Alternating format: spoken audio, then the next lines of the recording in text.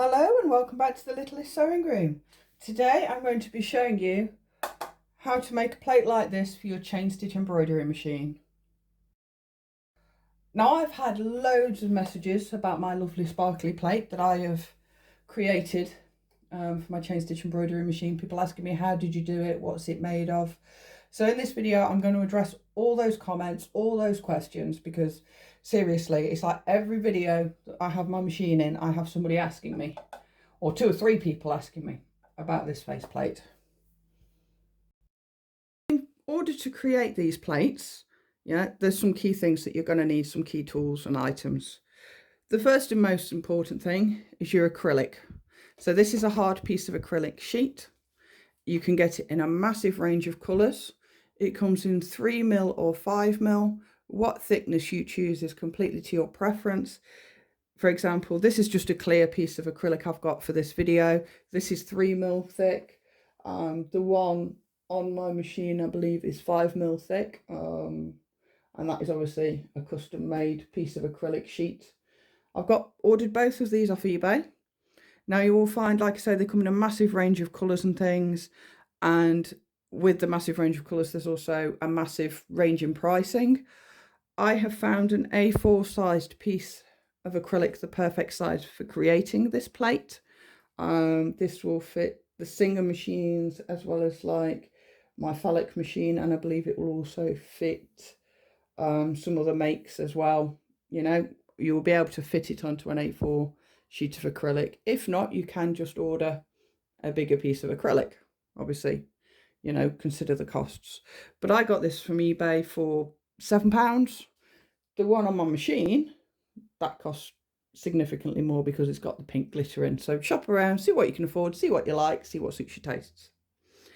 The second thing you're going to need is a pencil and a piece of paper, and either the original plate from your machine, or, you know, if you haven't got the original plate, say you're doing a restoration project and the plate is missing and you can't source one, then take the measurements off your machine and get a protractor, and you can create your own template for this plate. Plates and plates and plates, lots of plates here. Anyway, moving on. The next thing you're going to need is a Dremel type tool with cutting discs. Okay, so what I've got here is I've got a Track Life cabled tool. We got it off Amazon a couple of years ago. I think it was about 30 quid, something like that. You know, you don't have to go super fancy and super expensive, but you do need a Dremel style tool with cutting discs. The next thing you're going to need is your drill, with a drill bit that is going to be roughly the same size as this hole. Yeah, because obviously you need to drill a hole where this plate will screw onto your machine. I will be using a face mask because of any dust or particles that come when I'm cutting and sanding this acrylic. I do advise using a face mask of some kind. I've got a heavy duty one because my lungs aren't the best in the world and I don't want to be breathing in the dust of acrylic. Safety glasses. Always wear safety glasses. I mean, I have prescription glasses, but I'm still going to be wearing safety glasses over the top, okay? Cutting discs can break, and when they break, they explode, they shatter, okay? You don't want that flying into your eye, yeah? Safety glasses, very, very important. And the next thing is some sandpaper, because when you've cut this out, you might need to make slight adjustments to the fit, okay? So you might need to sand one corner down a bit more, you know, smooth all your edges out. Yeah, so just some medium to fine coarse sandpaper. I've got this on clearance from Tesco. It was £1. It's not massively expensive, you know. So these are all the tools that you're going to need in order to make this plate for your sewing machine. So the first thing I need to do is make a paper or cardboard template of this plate here. Okay, this is the original plate that came off my machine. You can see where I've removed the badges because I've just literally double-sided taped them onto the new plate because, you know, it didn't look right without any badges on. So in my case, I can just take my original plate, lay it down on a piece of A4 paper, and I will draw around it.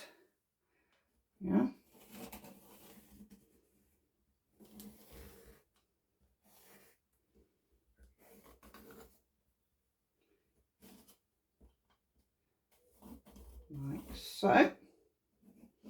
And I will also mark where I need to drill the hole for the fastener on the front.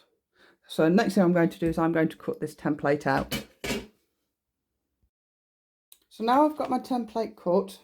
What I've done is I've put some double-sided tape on the back of this that you can see there. Try and get your tape as close as you can to the edges of your template, okay? Because we don't want this lifting while we're cutting.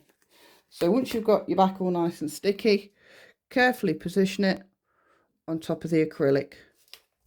Now you can see with the acrylic here, I've left the cover, the plastic cover on it, the blue plastic that's on it, because, you know, it just makes it easier to peel everything off after you've got it cut. Don't peel it off before, you're going to get your acrylic scratched. This helps protect your acrylic from scratching, okay?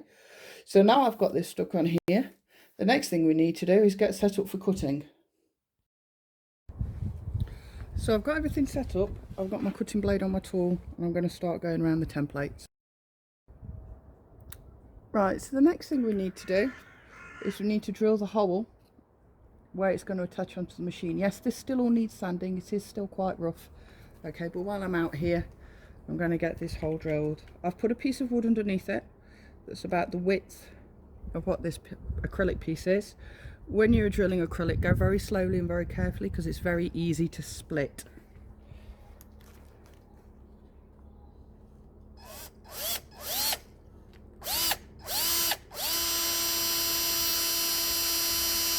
You don't need to put a lot of pressure, let the drill do the work. Okay, as soon as it gets through the other side, you move your drill. Yeah? You see, I've now got a little porthole drilled where the fastening's going to go. Can't even, yeah. You see, just there. Very bright out here today, it's hard to see. So the next thing I'm going to do, now I've got the hole drilled for where it attaches onto the machine, so I'm going to sand around all these edges and smooth them off, and also get into these corners and make them neater, yeah? Because obviously there's a lot of curved corners and edges on this. I'm going to start off with a medium weight sandpaper and then move to a lighter weight one. So one thing I'll say, when you get to this stage of the project, you know, you've knocked all your rough bits off, do a fit check on your machine. So I've just tried this onto my machine, okay, and I know I need to trim a little bit more off the bottom here, into this arch here and across the bottom here. The top bit's fine. So I've got a cutting disc on my tool. I'm going to very slowly grind and cut out the excess because it is literally maybe a few millimeters, 2-3 millimeters that I need to remove.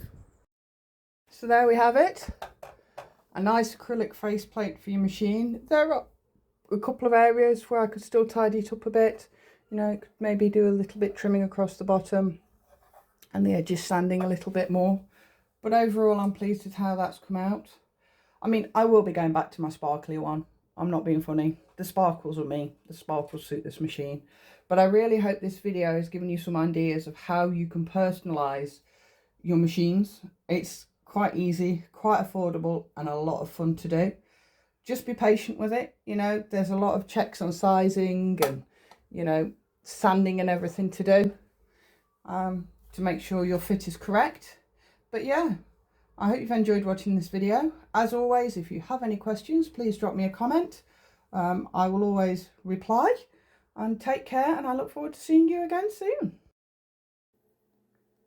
If you like this video, please like, share and subscribe, and I'll see you again soon.